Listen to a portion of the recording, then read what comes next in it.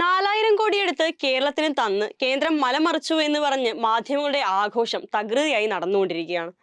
മോദി കേരളത്തിന് എന്തോ ദാനം നൽകിയ മട്ടിലാണ് കോഴിക്കാൽ ടീംസ് പറഞ്ഞുണ്ടാക്കുന്നത്. 4000 കോടി തന്നത് എന്തോ വലിയ കാര്യമായി ചിത്രീകരിക്കുന്നതിന് പിന്നിലുള്ള അജണ്ട എന്താണെന്ന് ആർക്കാണ് അറിയാൻ പാടില്ലാത്തത്? കേരളത്തിന് BJPയുടെ പ്രത്യേക പരിഗണന എന്ന് വരുത്തി തീർക്കാനാണത്.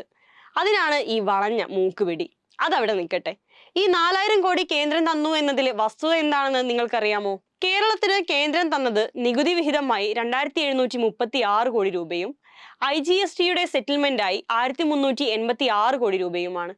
സാധാരണഗതിയിൽ തന്നെ ബജറ്റ് അനുസരിച്ച് ഗഡുക്കളായി സംസ്ഥാനത്തിന് ലഭ്യമാക്കേണ്ട നികുതി വിഹിതമാണ് ഈ പറഞ്ഞവ.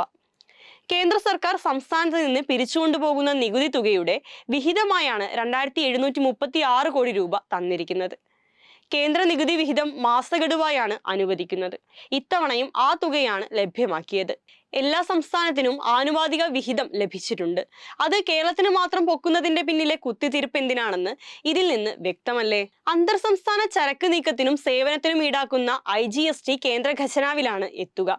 ഇത് സംസ്ഥാനങ്ങൾക്ക് വിഭജിച്ച് നൽകുന്നതാണ് രീതി. സംസ്ഥാനത്തിന് അവകാശപ്പെട്ട IGST വിഹിതം അനുവദിച്ചതും കേന്ദ്ര സഹായമല്ല. സാധാരണഗതിയിൽ യാതൊരു തർക്കങ്ങളുമില്ലാതെ കേരളത്തിന് അർഹമായും ലഭിക്കേണ്ട 13,609 കോടി രൂപയുടെ വായ്പാനുമതി പോലും കേന്ദ്രം നിഷേധിച്ചിരിക്കുകയാണ്. സുപ്രീം കോടതിയിൽ സംസ്ഥാനം നൽകിയ പരാതി പിൻവലിച്ചാൽ ഈ അനുമതി നൽകാമെന്നാണ് കേന്ദ്ര സർക്കാരിന്റെ ഇപ്പോഴത്തെ നിലപാട്.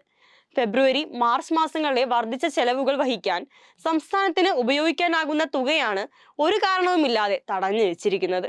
എന്നാൽ മറ്റ് സംസ്ഥാനങ്ങൾക്ക് ഇത്തരം തുകകൾ എടുക്കുന്നതിനുള്ള അനുമതികൾ നൽകിയിട്ടുമുണ്ട്. ഇതിൽ യാതൊരു വാർത്താ പ്രാധാന്യവുമില്ല. എല്ലാ മാസവും വളരെ സ്വാഭാവികമായി നടന്നുവരുന്ന ഒരു ട്രാൻസാക്ഷനാണിത്. ഇതെല്ലാം മാധ്യമങ്ങൾക്ക് അറിയാത്തതൊന്നുമല്ല. എങ്കിലും എങ്ങനെയെങ്കിലും ഒന്ന് കുത്തിയില്ലെങ്കിൽ മാപ്രകൾക്ക് റീച്ച് കിട്ടില്ലല്ലോ. അപ്പോൾ ഇങ്ങനെ ഓരോ നുണ പറഞ്ഞുകൊണ്ടേയിരിക്കുക തന്നെ.